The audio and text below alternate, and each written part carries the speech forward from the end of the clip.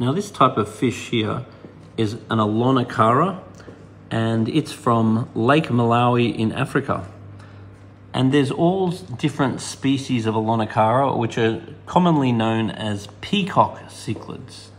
And one of the things that makes it a Peacock Cichlid is that around its bottom jaw will have very advanced sonar system, which allows it to listen into the sand and try to eat little organisms that are in the sand. So they comes in all different color morphs. So let's say we call these guys peacocks, or often known as Malawi peacocks. When they're young, they don't have color. As the male gets older, he'll start to develop his color. Now this one here is another type of peacock, this one, and he is known as a Reuben peacock. Now a Reuben peacock is a line-bred fish because they actually go fairly orangey red, whereas in the wild they're actually yellow and they get a beautiful metallic blue face. So the female will have no color, and the male, once older, will be metallic, a beautiful metallic color. Now these ones here are known as dragon peacock, so they're peacocks as well. And you'll see they've got a little bit of red eye, so which means they've got the albino gene in their genetics. So you've got dragons here, you've got a dragon there, and then you've got this fella here. It's not clear what he is, but probably a Eusisha, which is a type of peacock. So peacocks are a beautiful fish with a beautiful temperament that come in all different colors.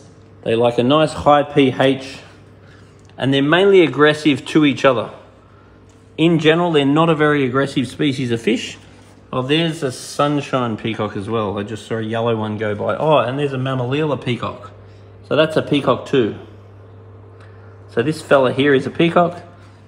So there's all different peacocks that come from all different areas within Lake Malawi, and the different areas will have different colors. And what they'll do now is they'll squabble around with each other to work out who's going to be the boss. But in general, they're a beautiful aquarium fish.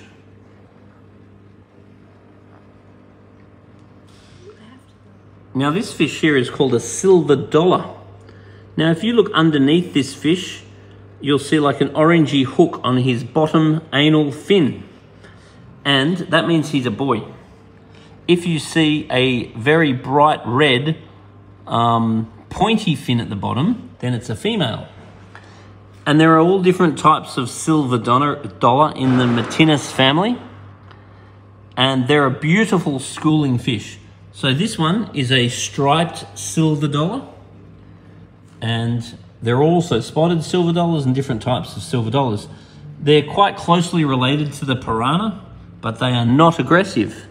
They love to eat plants, and they grow very, very quickly. So you always need to make sure that you've got room for your silver dollars. And they're a beautiful dither fish with the cichlids. And when I say dither fish, I mean they're really good for breaking up the aggression of the cichlids. And in general, they tend to do quite well with cichlids.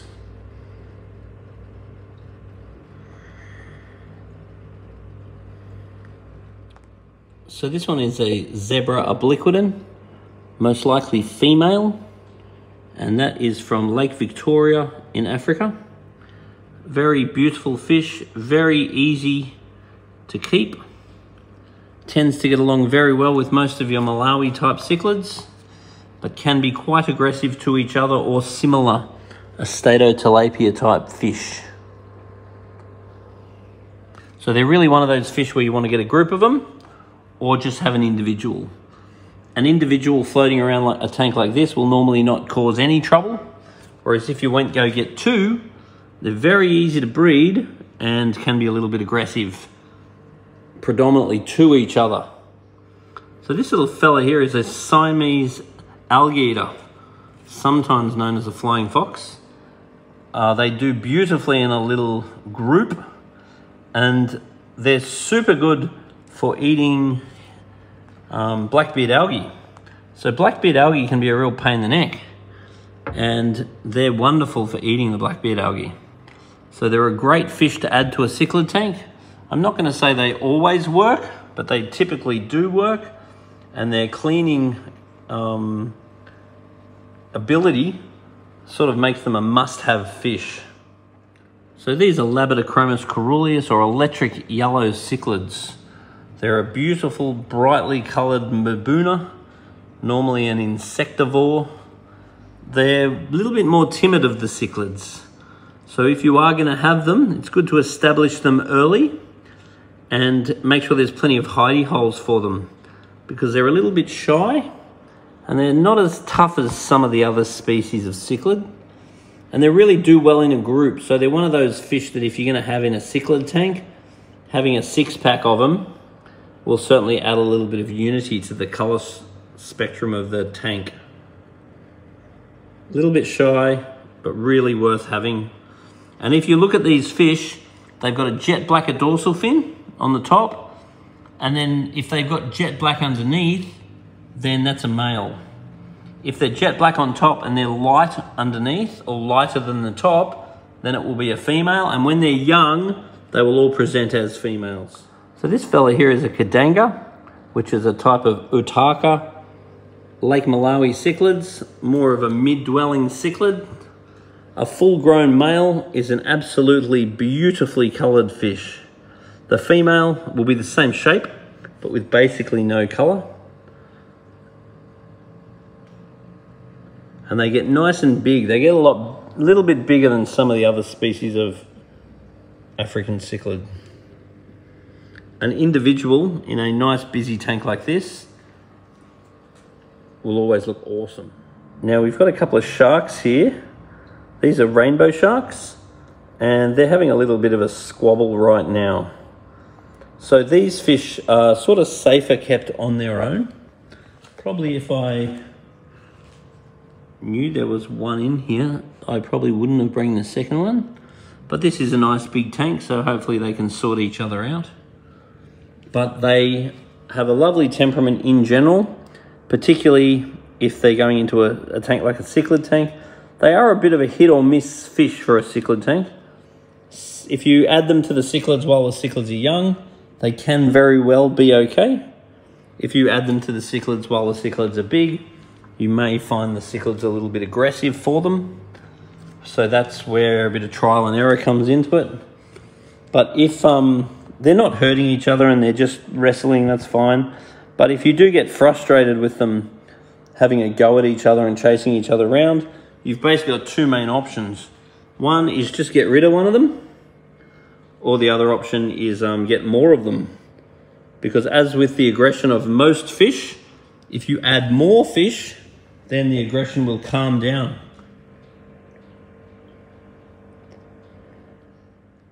So this fella is a neon blue Acara. In a tank full of white, he won't really reflect the neon blue like he could, but they're a real favourite. They just have a lovely temperament, and they're often a fish that when someone sets up their tank, they'll often report this back as being one of their favourite fish. Now, they're an American, not an African, so there's always a little bit of a gamble mixing them in a tank like this, but we very commonly see them with Africans without any problem whatsoever. A very beautiful fish. Now this fella is a silver shark. A silver shark is a very fast-moving, active community fish. They do grow up to a foot long, so they're a decent-sized fish, so you definitely need some sort of contingency plan or make sure they're in a nice big aquarium, because they do need a little bit of space and they do love to be busy, so don't be afraid to keep them together. You'll often see them schooling, and they're really quite similar to these other ones, which are called tinfoils. So this fella here is a tinfoil. So they're all in the barb family, but the tinfoils grow even larger than the silver sharks. They're very gluttonous, very active, very easy to keep, and they're usually a beautiful dither fish for a cichlid tank like this. and their lovely metallic-y tinfoily scales with their bright red and black fins when they grow older will certainly make them a real feature of this tank. Now this one is an ancestris, which is a female bristlenose catfish. The male would have big bristles all over him. They're very easy to breed. They're very easy to keep. They come in different colours and so forth. In here, there's spotty ones, brown one. They also come in that sort of yellowy colour. There's another one there.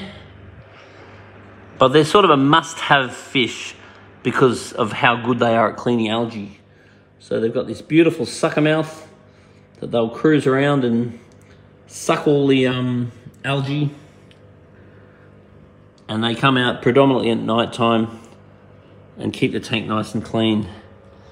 If you don't have enough of them, it's worth getting more because they can do a wonderful job in keeping the tank nice and clean.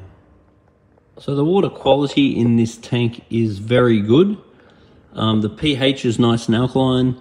There's basically no ammonia. There's very little nitrite. It's still a relatively new tank, so I'm still waiting for the nitrite to go to 0.